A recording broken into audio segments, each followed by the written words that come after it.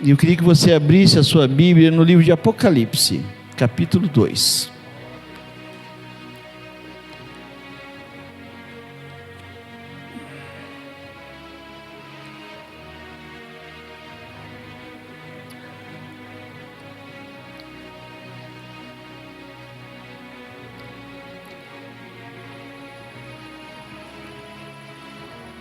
Livro de Apocalipse é o último livro da Bíblia, ou o livro das revelações, capítulo 2, verso 8.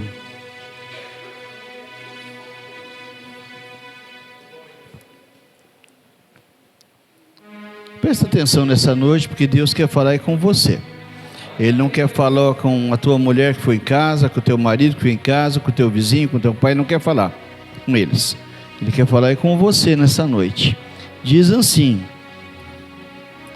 ao anjo da igreja em Esmirna escreve: aquele que é o primeiro e o último, que foi morto e ressuscitado, faz as seguintes afirmações: conheço as tuas aflições e a tua pobreza, contudo tu és rico.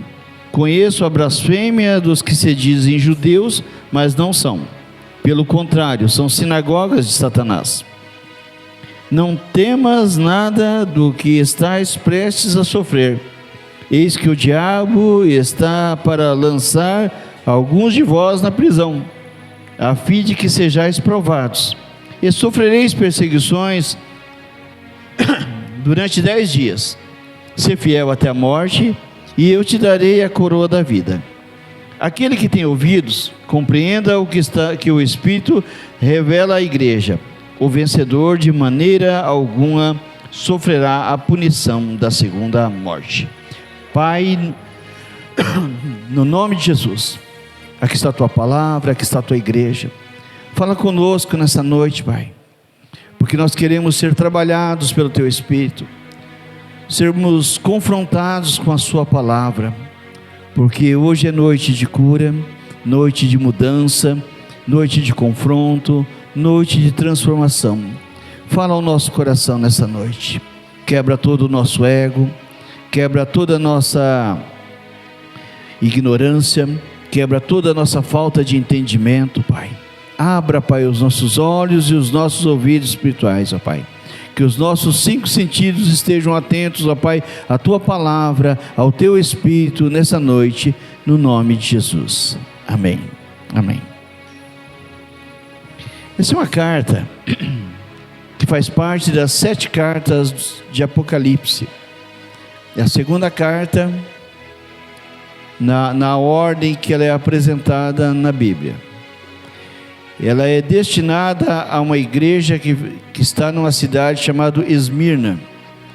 Aquele tempo Esmirna fazia parte do Império Greco, do Império Greco Romano. Hoje ela faz parte da Turquia. E naquele tempo a igreja de Esmirna, ela estava sofrendo uma grande perseguição. Uma grande perseguição do Império Romano. E além de ser perseguida pelo Império Romano, aquela igreja estava sendo perseguida pelos judeus. Havia uma grande perseguição de todas as formas contra aquela igreja. Aí nós vamos entender algumas coisas sobre essa igreja. O nome Esmirna, ela é uma derivação da palavra mirra também.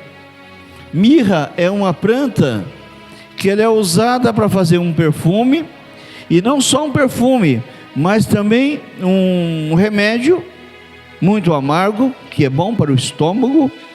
Também ele é muito usado para produtos de beleza de mulher, né?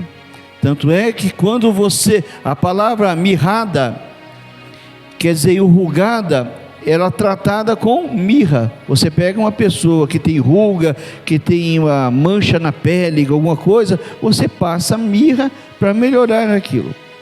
Eles também usavam para passar nos mortos. Quando você acha um pé de mirra, se você pegar a folha da mirra, e você fazer isso aqui, espremer, ela vai exalar um cheiro gostoso, um aroma perfumado.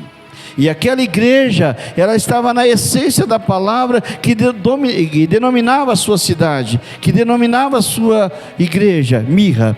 Porque aquela igreja, ela estava sendo perseguida, ela estava sendo amassada, ela estava sendo expurgada. E quanto mais aquela igreja estava sendo perseguida pelo Império Romano, quanto mais ela estava sendo amassada, ela estava exalando um perfume diferente naquela cidade. O que acontecia com aquela igreja, pastor? Queridos, quanto mais o império, quanto mais os judeus perseguiam a igreja de Esmirna, mais forte ela ficava, menos ela desistia, mais capacidade ela tinha de ir para a igreja. Quando nós, no mesmo capítulo, um pouco antes, achamos a igreja de Éfeso, era uma igreja que ela aprendeu muito sobre o amor. Ela foi pastoreada por pastores que falavam sobre o amor.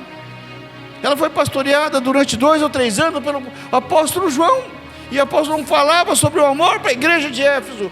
Mas quando Jesus, ele vai escrever para a igreja de Éfeso, ele faz uma lista de elogios e fala assim: porém tenho contra ti que deixaste o primeiro amor. Eles ouviram tanto de amor e eles não tinham amor. Era uma igreja fria, uma igreja que não amava, era uma igreja que frequentava a igreja, fazia tudo que a igreja faz, mas não tinha o dom do amor, não amava, perdeu a essência do primeiro amor, aquela vontade incontrolável de estar na presença de Deus.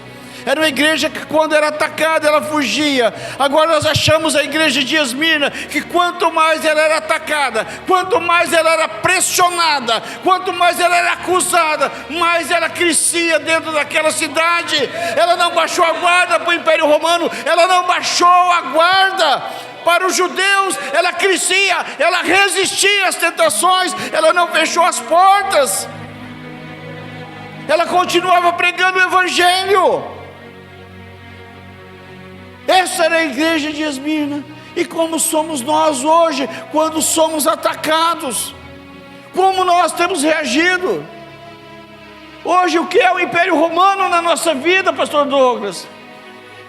Hoje as pessoas falam: ah, mas a igreja hoje não é atacada, só é atacada a igreja lá do Oriente. Nós somos atacados até hoje. A igreja é perseguida, e muitas vezes nós não atentamos para a perseguição na igreja, e nem atentamos para ver quão covarde nós somos. Hoje a igreja era para todas as igrejas estarem lotadas, mas nós somos covardes. Os casais são covardes, os jovens são covardes, os homens são covardes, os obreiros são covardes, porque qualquer tentação nos fazem correr da igreja. Nós temos medo. Pastor, eu não tenho medo de nada. Tem. Quando você briga com a tua mulher, você não vai: pastor, eu não vou na igreja não, que eu não estou bem, briguei com a minha mulher. E daí? Ah, eu não estou bem de saúde. E daí? Eu não estou bem psicologicamente. E daí? Qualquer lutinha você vai desistir. Qualquer lutinha você vai abaixar a guarda. Qualquer lutinha você vai abandonar tudo. Essa igreja, ela foi perseguida, mas eles prendiam, eles batiam, eles matavam, e a igreja resistia e não desistia. Hoje é qualquer coisinha: ai, pastor, não vou mais na igreja. Ontem eu conversava com uma pessoa na igreja, falou assim: ai, pastor, eu quase não vim, quase cheguei atrasado. Falei: mas por quê? Aí não tinha, cheguei em casa todo sujo. Falei: vem sujo. Ai, vai que os irmãos olham para mim. Falei: e daí que os irmãos olham para você? Ai, não gosto que ninguém fique olhando para mim. Ué, fica invisível. Eu não posso viver a minha base cristã no que os outros acham de mim. Eu tenho que viver pelo que Cristo acha de mim. não é a perseguição dos olhos das pessoas, não é a perseguição da enfermidade, não é a perseguição do problema familiar. Queridos, problema familiar todo mundo vai ter, problema de dívida todo mundo vai ter, problema de enfermidade todo mundo vai ter. Então isso daí não pode ser um obstáculo. Eu tenho que vencer essa batalha. Eu tenho que vencer todos os dias. Eu tenho que levantar e matar um leão. Você já viu tem uma frase que diz assim: o cara chega e fala assim: bom dia para quem é rico, boa sorte para quem é pobre. Não é verdade? Mas eu tenho que levantar todos os dias para matar um leão. Eu tenho que trabalhar para trazer o sustento para minha casa, mas eu tenho que lutar contra o diabo. Eu tenho que lutar contra Satanás.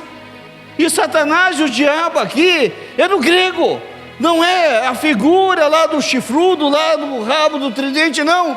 É o adversário, é aquilo que vem contra a minha vida todos os dias. Vem luta, vem enfermidade, vem problema familiar, vem problema com os filhos. O inimigo, querido, ele trabalha 24 horas e faz hora extra para destruir tua vida. E você está descansando aonde? Não é para baixar a guarda, não. A igreja de Esmirna não abaixava a guarda. Nós temos que voltar à essência e ser como a igreja de Esmirna. Eu não posso deixar os problemas paralisarem a minha vida. Dentro da tua casa não é lugar de batalha. A maior batalha que Davi perdeu, ele perdeu dentro de casa. Ele deixou de ir para o campo de batalha, ficou na varanda descansando e perdeu a sua maior batalha.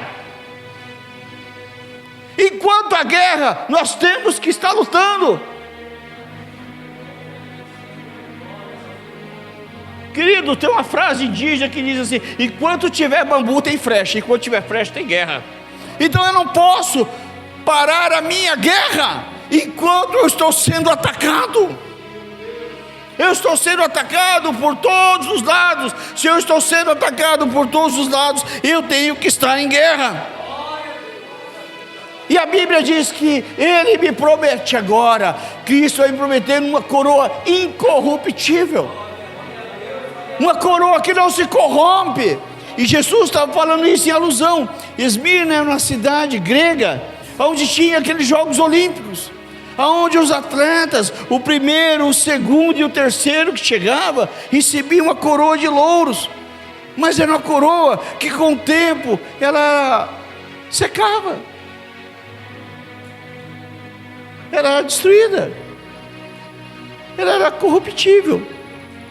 Cristo, em alusão àquilo, Ele fala: eu não vou dar prêmio para o segundo, não vou dar prêmio para o terceiro, eu vou dar prêmio para o que vencer. E vou dar uma coroa incorruptível. Você quer receber uma coroa incorruptível? Não baixe a guarda, não pare de lutar. Não desista dos teus sonhos, não desista do teu projeto, não desista da tua família, não desista dos teus filhos, não desista do teu Deus. Ele que está fazendo uma promessa para nós. Pastor, o senhor não sabe as minhas lutas. Eu não quero saber das tuas lutas, querido. Pastor, não é para saber das lutas de vocês, não. Que o próprio pastor tem as lutas dele. Ai, pastor, pensei que pastor era para resolver nosso problema. Não, pastor é para te orientar. Jesus, ele fala assim: eu conheço as tuas lutas. Jesus, ele conhece as tuas lutas. Existem lutas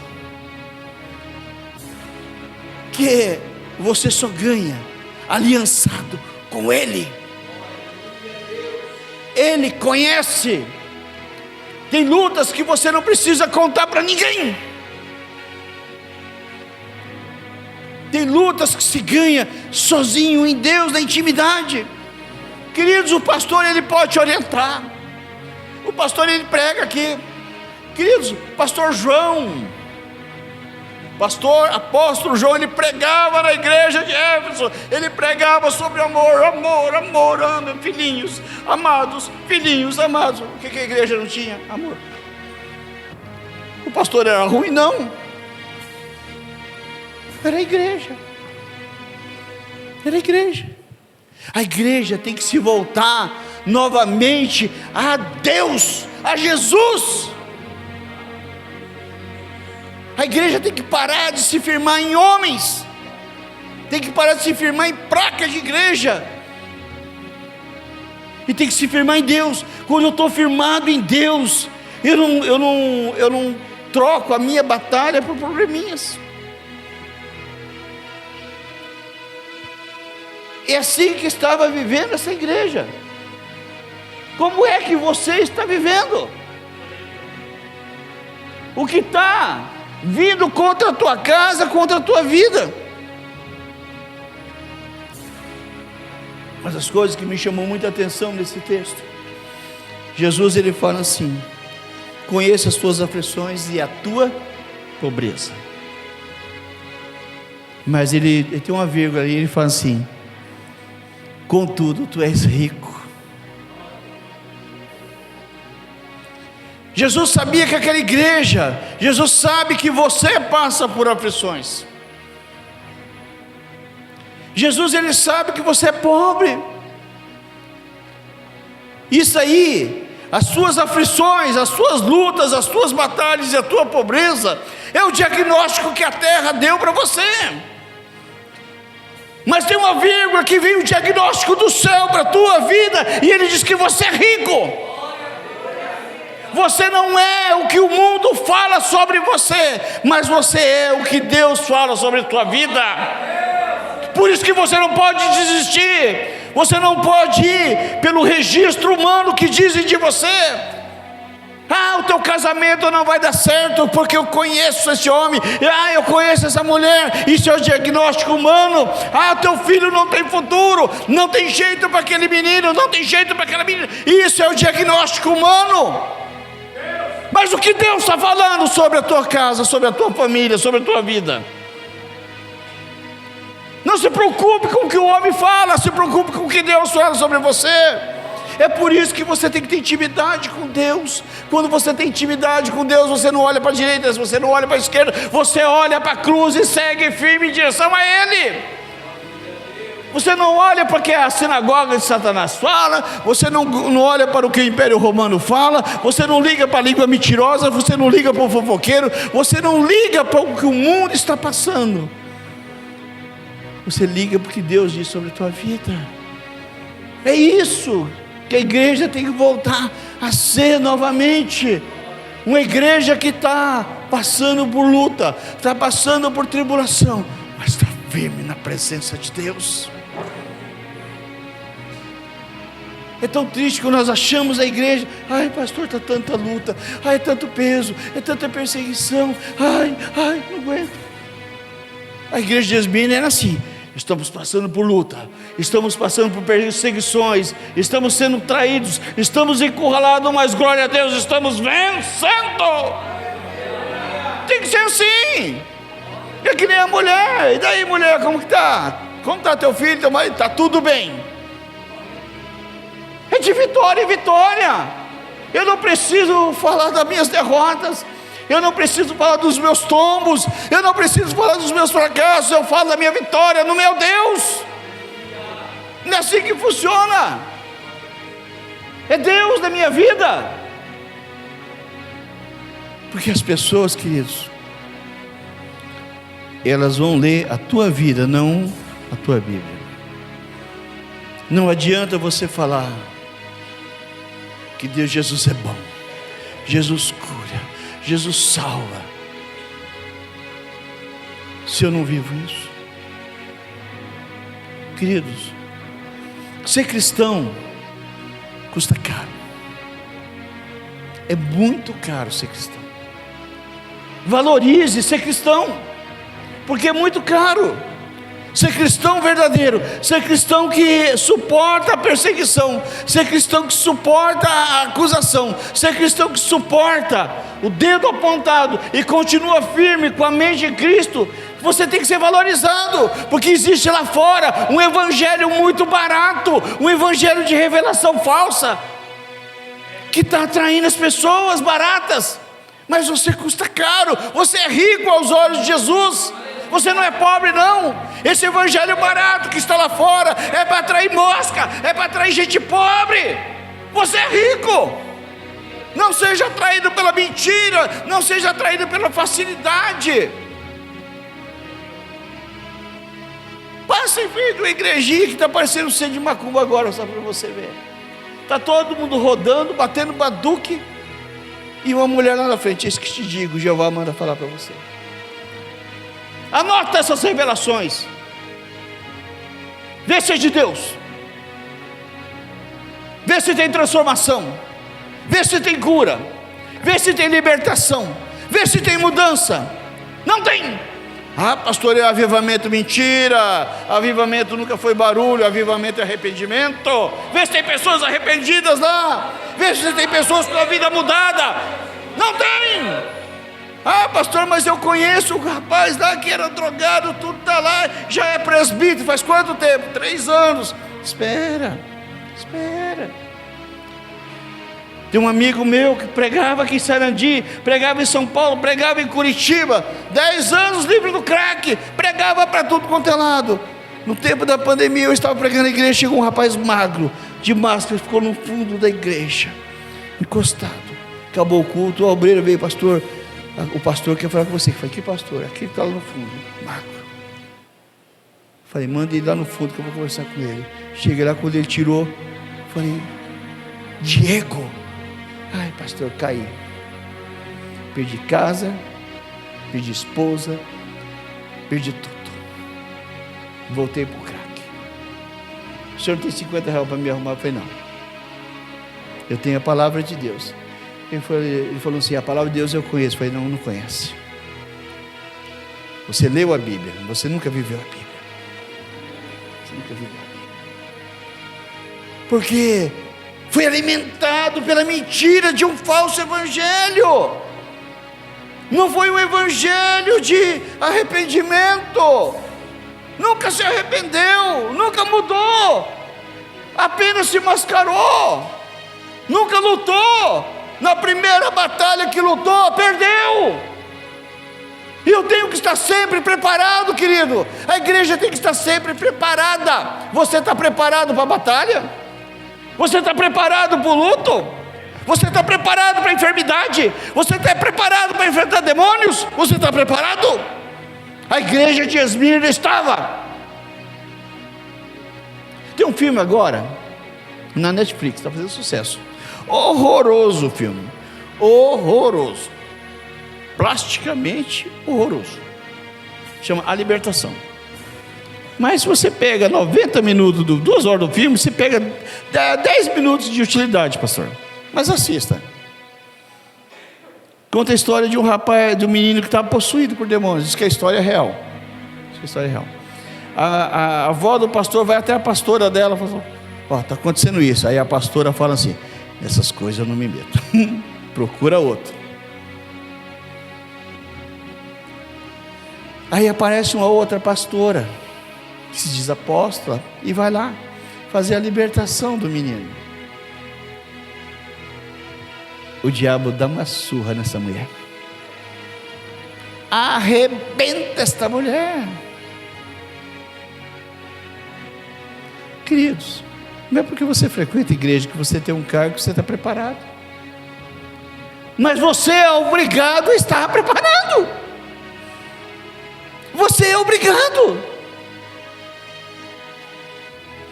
Todos os dias, eu tenho que estar preparado para todas as batalhas da minha vida. Para a enfermidade, para a luta, para a traição. Quem é pastor? Todos os dias um pastor, ele está preparado para ser traído.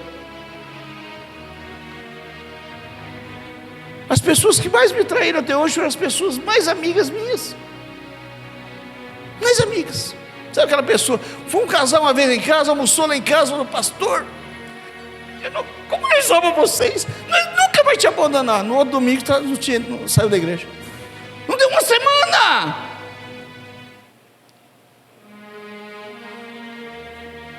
E eu tenho que estar preparado.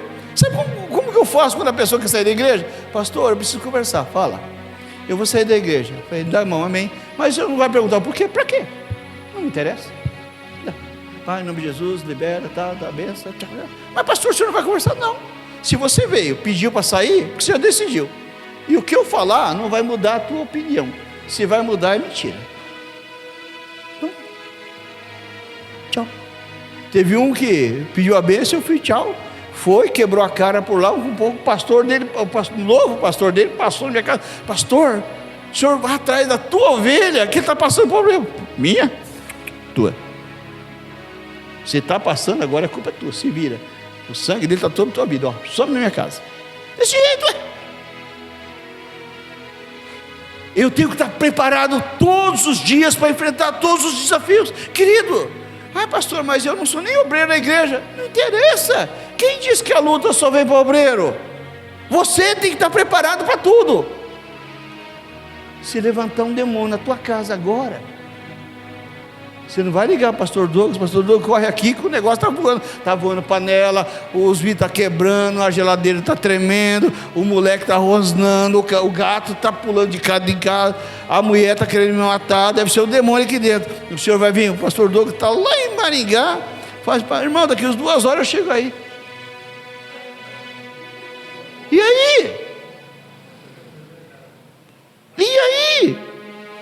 Não, é você. Você homem, você é o sacerdote, é você que vai levantar e no nome de Jesus vai expulsar tudo aquilo ali. É você, mulher sábia, que vai expulsar tudo aquilo ali. É você, jovem, que vive em santidade, que vai expulsar tudo ali. Você tem autoridade. É você. Eis que te dou autoridade. Jesus disse assim. Jesus não falou, eis que te dou um cargo e depois a autoridade. Não, eis que te dou autoridade. Você vem para a igreja, quando você ouve a palavra de Deus, quando ela entra dentro do teu coração, dentro da tua alma, dentro do teu espírito, você recebe a autoridade.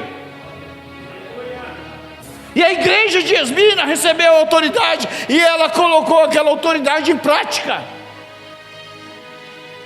E eu tenho que colocar a autoridade de Deus em prática. Queridos, quanto mais aquela igreja era perseguida, quanto mais aquela igreja era afrontada, quanto mais ela sofria, quanto mais pessoas da igreja eram mortas, mas aquela igreja estava forte. Quando Jesus vai relatando, ele não cita nenhuma crítica a essa igreja, não há nenhuma crítica à igreja de Esmirna. Pastor, então era a igreja perfeita? Não, pelo contrário, ela era a igreja mais imperfeita das 7 cartas. Mas aquela igreja, ela tinha tanta musculatura de luta espiritual, que as suas lutas compensaram a sua fragilidade, suplantaram os seus erros, porque aquela mulher que era fofoqueira, ela parou de fofocar para orar. Aquele homem que faltava na igreja, ele parou de faltar porque tinha que estar na igreja orando, se fortalecendo para lutar espiritualmente. Quando eu luto espiritualmente, eu não tenho tempo de fazer outra coisa. Quanto mais eu busco a presença de Deus, menos da presença do inimigo eu tenho na minha vida. Já viu aquele ditado? Cabeça vazia, oficina do diabo. Enche a tua mente de Cristo. Se você encher a tua mente de Cristo, não vai sobrar espaço para o diabo colocar caraminholas na tua cabeça. Crie musculatura espiritual para lutar contra a adversidade. Ai pastor, eu queria um culto que eu recebesse poder. Ora, faz um culto de oração. O pastor disse que faz oração aqui, vem 2, 3 pessoas, então ninguém quer poder, não é verdade? O poder está na oração. E assim essa igreja crescia. Aí Jesus fala assim para essa igreja assim: não temas. Querido, queridos, eles estavam com a cidade inteirinha em volta deles. Vão matar vocês, vão matar teus filhos, nós vamos matar o teu pastor. Aí Jesus fala assim: não temas, vocês vão sofrer só 10 dias. Esses 10 dias é simbólico, porque eles sofreram 10 dias, e depois 10 imperadores judiaram daquela igreja durante 250 anos. E Jesus falou: não temas, é só 10 dias. Mas Jesus está falando assim: olha, queridos, por tudo que você possa passar nessa terra, isso vai ser passageiro, porque a minha promessa para você é eterna. Lá você vai ter o refrigério eterno. Muitas vezes nós estamos preocupados com o nosso dia a dia. Aquela igreja, ela parou de se preocupar com o amanhã. Falou assim: o amanhã não nos pertence, vamos viver hoje, porque amanhã nós podemos estar na glória. Por que eu vou me preocupar? Queridos, quando eles prenderam o pastor daquela igreja, um homem chamado Policarpo, um dos pais da igreja, bateram naquele homem, surraram aquele homem, levaram ele para o estádio, e lá amarraram aquele homem, andaram com um cavalo no estádio com aquele homem, judiaram daquele homem, e aquele homem, glória a Deus, aleluia, chutava aquele homem, glória a Deus, Jesus é bom. Aí falaram assim: vamos queimar esse homem. Armaram uma fogueira e falaram para ele: se negue a Jesus. Ele falou: eu negar Jesus? Eu tenho 86 anos, e nesses 86 anos de vida, este homem nunca fez mal para mim, só fez o bem para mim. Como eu vou negá-lo no meu último minuto de vida? Glória a Deus. Queridos, a tribulação vai vir, a luta vai vir, mas eu tenho que estar preparado para tudo. Você vai deixar essa adversidade que te impede de servir a Deus, que te impede de vir para a igreja, que te impede de ser ofertante, que te impede de ser dizimista, deixar você ser derrotado, ser fracassado nessa vida? Você não pode ser paralisado pelas circunstâncias. A tribulação, querido, ela é passageira, mas a presença de Deus na tua vida, o milagre de Deus na tua vida, ele é eterno. Pensa mais na eternidade, o céu é logo ali. Não deixe ser derrotado pelo teu momento. Muitas vezes nós somos derrotados pelo nosso momento, nós somos derrotados pelos nossos inimigos, nós somos derrotados pelo diagnóstico. Tem uma irmã que eu conheço há muitos anos, levei ela para Jesus, ministrei na vida dela, hoje ela congrega ali junto com o pastor Henrique. E quando o pai dela recebeu um diagnóstico de câncer, o homem não conseguiu levantar da cadeira. Ele entrou bem, entrou caminhando, falando da cadeira, ele passou alguns dias e aquele homem morreu. Aquele diagnóstico derrotou ele. O que derrotou ele não foi a enfermidade, foi o diagnóstico. Muitas vezes nós estamos sendo derrotados pelo diagnóstico. Quantas mulheres são derrotadas porque existe um diagnóstico assim: você nunca vai ser feliz. Quantos filhos são derrotados pela boca dos pais? Tem um livro que chama-se, acho que é a raiz do perdão, além do perdão. O pastor, ele vai entrevistar uma família onde tem um rapaz que ele é homossexual. E na entrevista que o pastor faz com esse jovem, ele descobriu que desde pequenininho o pai chamava ele: ah, mas é uma menininha, pega aquela cadeira, ah, não aguento, pai, mas é uma florzinha mesmo.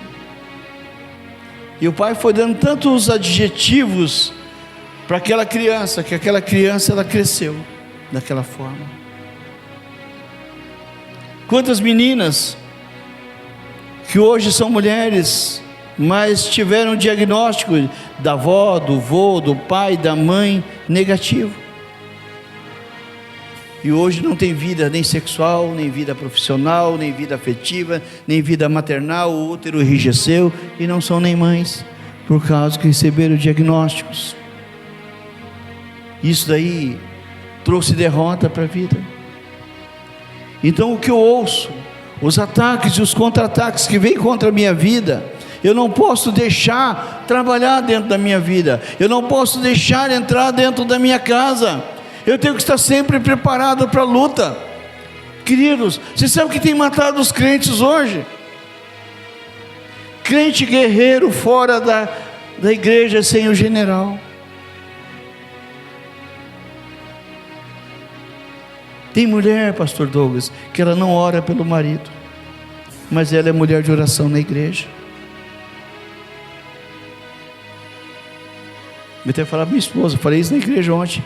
Tem irmã que nunca orou pelo marido, não abençoou o marido, mas se você ligar para ela e falar: irmã, estou com problema no meu casamento, deixa que eu vou orar pelo teu marido. Ela não ora nem pelo dela, mas ora pelo marido de todo mundo.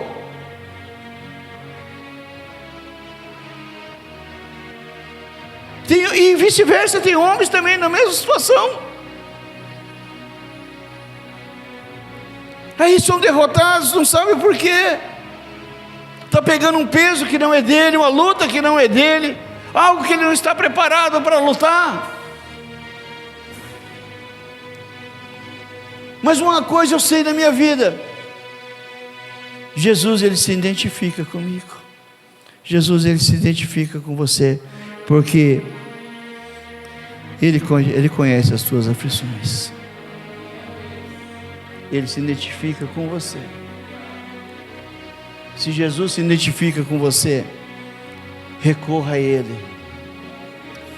Ele conhece as tuas lutas, Ele conhece as tuas preocupações, Ele conhece as tuas aflições. Queridos, tem um Deus que conhece a tua vida, tem um Deus que quer mudar a tua vida. Mas para esse Deus mudar a tua vida, Ele precisa da tua tomada de decisão no sentido a Ele. Não venha para a igreja querendo receber algo de Deus, venha para a igreja querendo entregar algo para Deus. Venha para a igreja para tomar uma decisão, para mudar a tua vida. Hoje é noite de você tomar uma decisão na tua vida, para mudar essa situação. Você vai ter que tomar uma decisão nessa noite: eu não quero mais isso para a minha vida. Existem coisas que Jesus quer arrancar da tua alma, arrancar da tua vida, mas você não deixa. Você tem que deixar. Tome a decisão. Faça como a igreja de Esmirna, tomaram uma decisão e não voltaram atrás da sua decisão. Vamos lutar até o final. Jesus, Ele faz parte da tua vida, e Ele precisa da tua decisão nessa noite, para mudar. Decida mudar. Eu não quero mais isso para a minha vida, Jesus. A partir de hoje eu não faço mais isso. A partir de hoje eu não bebo mais. A partir de hoje eu não fumo mais. A partir de hoje eu não vejo mais vídeo pornográfico. A partir de hoje eu não faço mais fofoca. A partir de hoje eu não quero mais ser inimigo de ninguém. A partir de hoje eu não quero mais ter ódio de ninguém. A partir de hoje eu vou liberar perdão. Existe a decisão. Eu tenho que mudar. Por que eu tenho que mudar? Porque se Deus se identifica comigo. Pastor, e o que eu ganho com isso?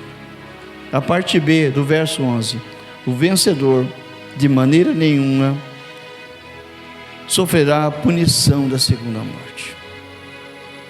Interessante que ele não fala os vencedores, ele fala o vencedor. Ele fala no singular. E quando ele fala no singular, ele fala para o pastor, porque essa igreja é destinada ao pastor da igreja, e o pastor da igreja, ele não está pregando o culto, ele está falando individualmente para cada um. O vencedor, o vencedor. Jesus, quando ele fala de salvação, ele fala individualmente. Quando Deus manda Ló sair de Sodoma, ele fala assim: escapa-te por tua vida. Ele não falou: escapa pela tua vida, tua esposa, das tuas filhas. Segura na mão das tuas filhas, segura na mão da tua esposa e salva tu e tua casa. Não, Deus fala para Ló: escapa-te por tua vida. E Ló saiu correndo, ó.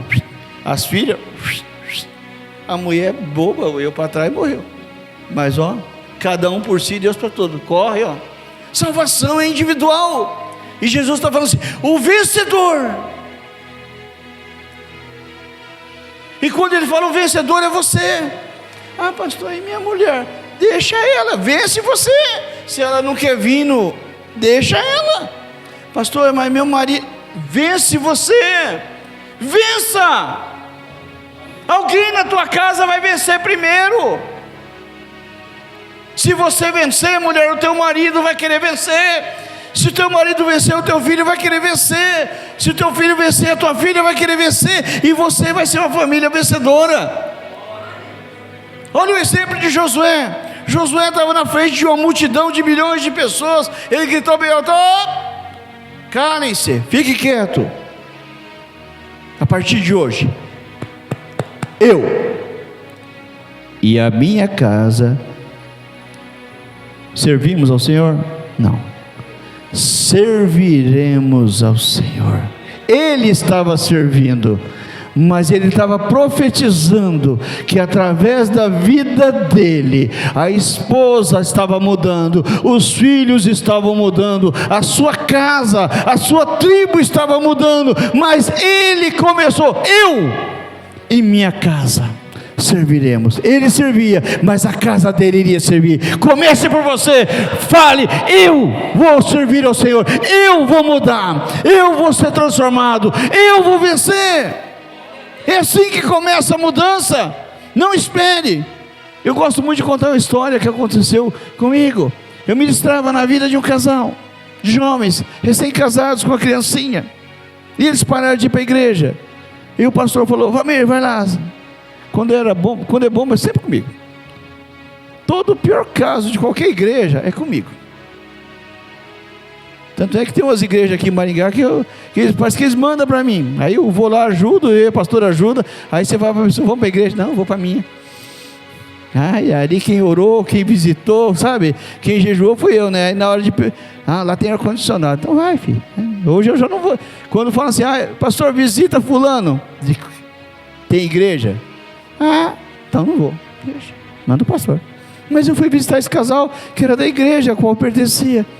E eu cheguei lá, ministrei a palavra. O rapaz: não sei, vou ver. Aí a moça falava assim: o dia que ele mudar, ele tem que mudar.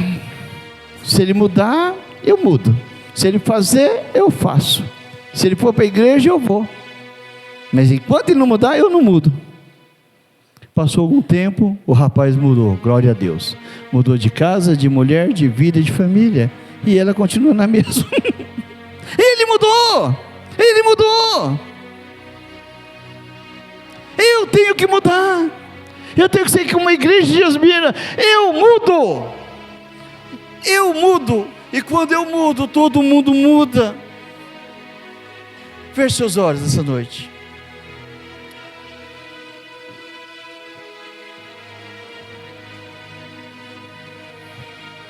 O que vencer não receberá o dano da segunda morte. Quem é você em Cristo? Você em Cristo, você é rico. Você em Cristo não existe morte. Você em Cristo, você é vencedor. Coloque a mão na sua cabeça nessa noite. Coloque a mão na sua cabeça.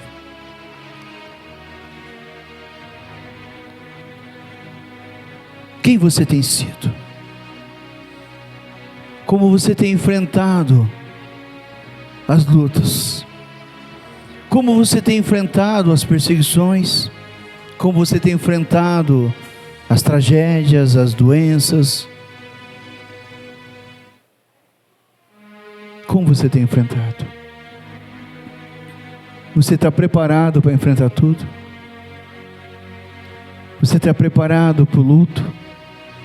Você está preparado para a enfermidade? Você está preparado para o abandono? Você está preparado para as traições? Você está preparado para enfrentar as tribulações? Você está preparado? Se você não está preparado, eu vou te chamar para preparar. Esteja preparado para tudo. Um cristão preparado não tem medo de nada. Pai, aqui está a tua igreja, Pai. Tua igreja, Pai, está com a mão sobre a cabeça, Pai. No lugar que o Senhor vai colocar a nossa coroa da vitória, Pai. Pai, transforma a nossa mente, Pai. Transforma a nossa mente de fracasso, de derrota, Pai, numa mente de vencedor, Pai. Numa mente que busca a tua palavra, Pai. Numa mente que luta, Pai. De pessoas que não querem ficar em casa mais, remoendo, ruminando os problemas, mas nós queremos ser como a igreja de Esmirna, Pai, que lutava, Pai, no meio da adversidade, que mesmo vivendo as tribulações, a igreja estava ativa. Que nós sejamos ativos, que cada membro dessa igreja, Pai, seja um guerreiro para lutar, que cada mulher seja uma mulher sábia, exemplo à tua casa, que cada homem seja um sacerdote, vencedor, exemplo à sua casa, que cada família aqui seja uma família de vencedores, que cada jovem seja um vencedor, preparado para formar uma nova família num futuro a longo prazo. Que nós sejamos uma igreja que não vive mais pelo diagnóstico humano, mas uma igreja que vive pelo diagnóstico do céu, uma igreja rica, uma igreja vitoriosa, uma igreja próspera, uma igreja sábia, uma igreja que vive a palavra de Deus, que cresce a cada dia em graça e sabedoria. Pai, eu quero ministrar cura nessa noite, Pai, cura da alma, Pai, cura do coração, Pai. Pai, arranca de nós, ó Pai, toda mágoa, todo ressentimento, Pai, toda raiz de amargura, Pai, toda insensatez, ó Pai, todo espírito, Pai, que tem impedido a tua igreja de servir na plenitude do Evangelho, Pai. Envia teus anjos agora, Pai, em cada casa, em cada família aqui representada, Pai. Muda a história de cada casa, de cada família, no nome de Jesus. Amém, amém. Vamos aplaudir o Senhor nessa noite? Glória a Deus, aleluia.